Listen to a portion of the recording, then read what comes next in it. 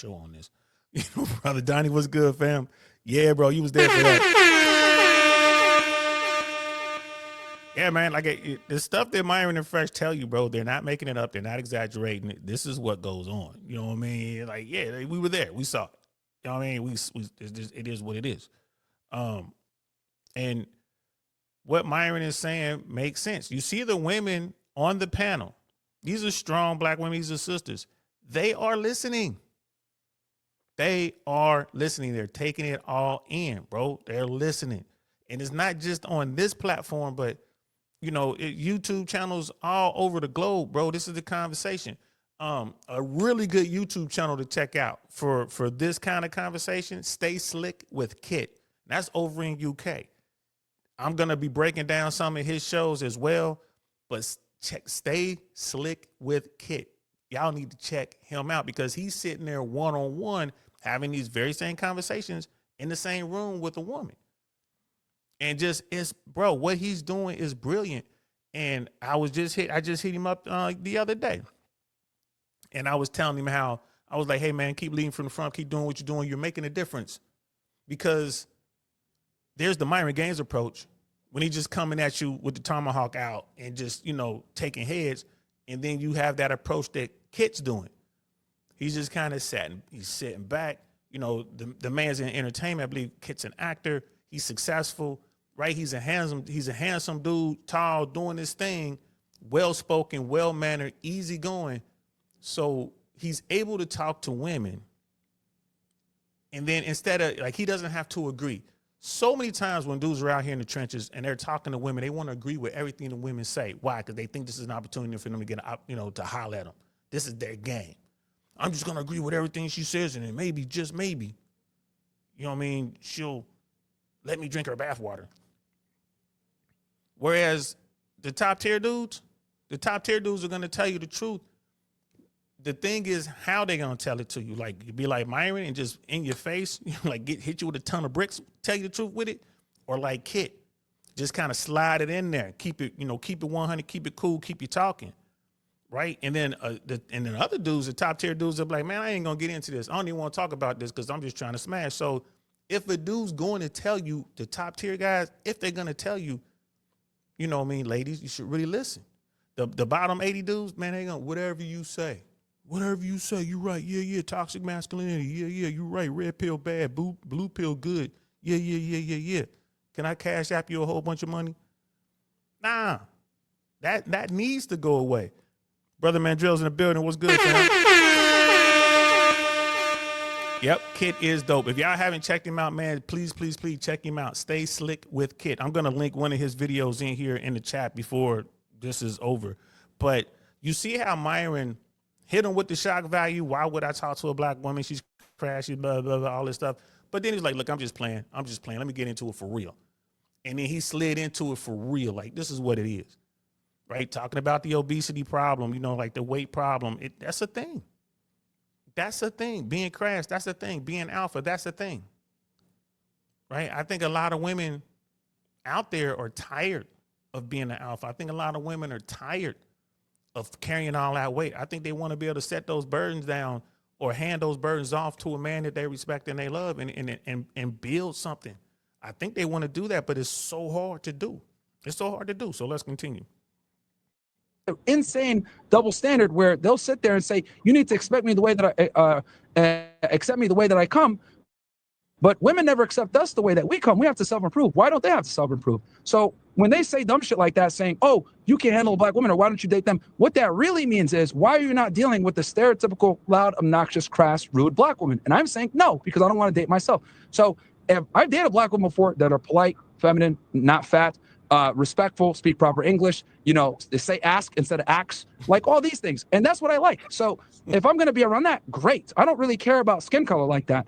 I have a preference. It just so happens that a lot of the times black women don't adhere to these preferences because they're indoctrinated to have this mindset of, let me challenge a man, let me be rambunctious, let me go ahead and chase a career and basically be the man that I want to get. And I'm not with that. Did y'all peep that last part? Let me basically be the man that I want to get. Rollo Tomassi says that all the time. Women, especially hardcore feminists, have become the men that they want. right? So, and then on Fresh and Fit, again, look, y'all know, loyal listener, loyal supporter of Myron and Fresh, especially like the first 18 months for sure, right? Like the first 24 months, like the first 2 years of Fresh and Fit, man, I was right there in studio. Here's another thing too. I would be in studio, the old studio, the first one. And, the show would be over, whatever, a bunch of women on the panel, the normal stuff. The show would be over. As soon as the cameras are off, almost every single time the women would gather around in the kitchen, around the countertop, and just be talking. And the women were like, they was right about that. And, oh man, that was crazy. Or they'll be gathered downstairs waiting for the car valet because, Myron and Fresh would pay for the valet for all the women on the show. That's just part of it. They take care of their guests. So they're kind of waiting for the cars to come back, and they're like, yeah. And they would almost every last one of them would say the same thing. Well, he's right. Everything he said wasn't wrong. I just don't like the way he said it. Every time. When it comes to, the sexual marketplace, sexual market value, like your SMV, when it comes to date, like, female and male dating dynamics and stuff like that. Bro, every single time at the end of every show, these women were like, yeah, he's right. I just don't like the way he said it. You know what I mean? So it's crazy. And look at Mandrell, he's like, I disagree. Like the vast majority of women do not want to build with a man. I don't say the vast, I say, Mandrell, I say this.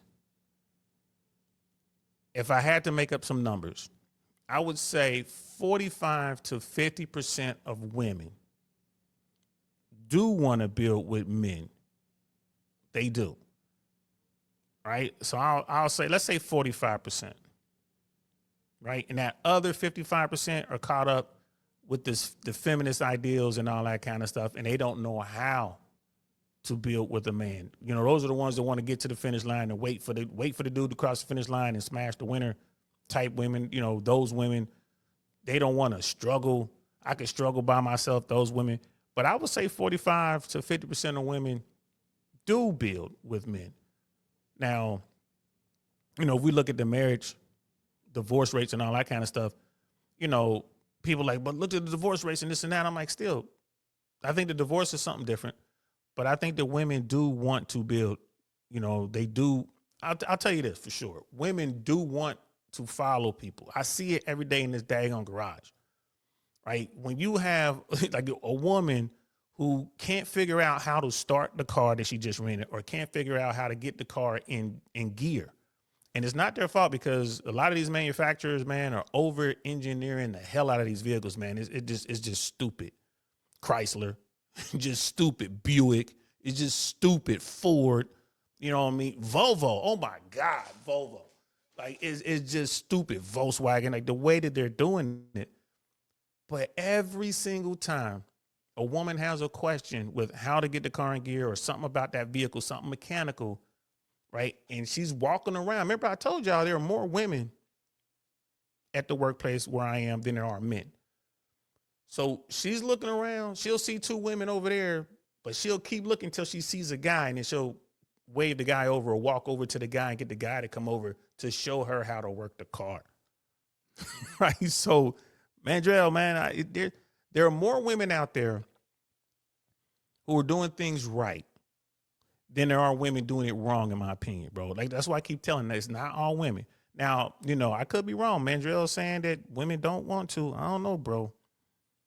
Yeah, they do want the finished product, but there are a lot of women out there who will build. If they believe, that's the key though. If they believe you have the potential, they're like, oh man, this guy has the potential. So yeah, he's in architect school, or he's in his second year interning at the hospital, or he's in his, he's a first year law student, right? About to go into the summer associate work. They'll build with those, but they'll wait. They'll wait for those guys. But I mean, if you still on fries, they probably ain't. They probably ain't gonna do that. It's like they don't want to.